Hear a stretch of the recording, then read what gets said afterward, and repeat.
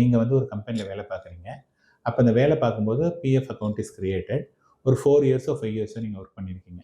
அந்த 5 இயர்ஸில் let us assume ஒரு 2 lakh rupees வந்து பிஎஃப் அக்கௌண்ட்டில் இருக்குது அப்படின்னா, நார்மலாக என்ன பண்ணுவாங்கன்னா, அதே அக்கௌண்ட்டை வந்து புதுசாக இருக்கக்கூடிய கம்பெனிக்கு நம்ம சொல்லிட்டோம் அப்படின்னதுன்னா, இதே அக்கௌண்ட்டில் இவ்வளோ நாளாக கம்பெனியில் பணம் போட்டுட்டு இருந்தவங்க 2வது கம்பெனிக்காரங்க அதிலேயே பணத்தை போட்டுட்டு இருப்பாங்க. ஸோ அதாவது பிஎஃப் அக்கௌண்ட் கான்ஸ்டண்ட்டாக இருக்கும். ஃபஸ்ட்டு தடவை வந்து ஏ எம்ப்ளாயி போட்டாங்க, அப்புறம் B employee, C employee, D எம்ப்ளாயர்னு சொல்லிட்டு அவங்க தான் ஒவ்வொருத்தரும் போட்டுகிட்டே இருக்காங்க. ஸோ இப்போ வந்து நம்ம என்ன பண்ணலான்னா, ஃபஸ்ட்டு 5 வருஷம் முடிஞ்சது இல்லையா, அந்த மணி அப்படியே அந்த மணி வந்து ஃபுல்லாகவே எடுத்துக்கலாம். அந்த மணியை எடுத்து நீங்கள் மார்க்கெட்டில் போட்டுடலாம்.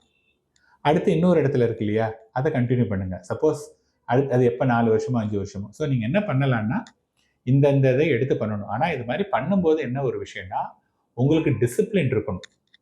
சார் நீங்கள் சொன்னீங்க, நான் அந்த மாதிரி பண்ணலான்னு பண்ணேன், கடைசியில் என்ன ஆச்சுன்னா 5 இயர்ஸ் எடுத்தேன்னா, அதுக்கப்புறமா வந்து ஏதோ ஒரு செலவு வந்தது, வீடு வாங்கிட்டேன், அல்லது ஒரு 2 வீலர் வாங்கினேன், அல்லது ஏதோ ஒன்று பண்ணேன், அது போயிடுச்சு. இன்னொரு இதில் வந்ததில் நாங்கள் வந்து ஃபாரின் ட்ரிப் போயிட்டோம்.